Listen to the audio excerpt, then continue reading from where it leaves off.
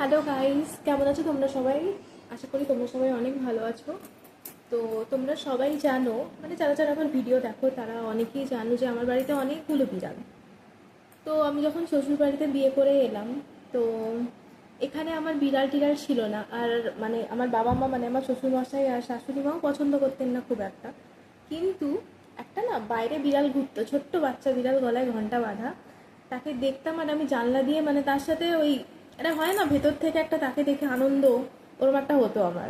মনে হতো যদি একটু ধরতে পারতাম, যদি একটু আসতো কাছে।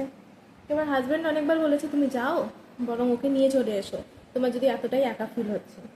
বাট নাও এ ডেজ আমি একটা জিনিস লক্ষ্য করছি, দেখো তোমাদেরকে আমি দেখাচ্ছি। এই যে ইনি ইনি হঠাৎ করে আমার ঘরে হামলা। হঠাৎ করে ওর মা আসতো একটু একটু করে দিয়ে, মানে এমনি খাওয়া দাওয়া করতে চলে যেত।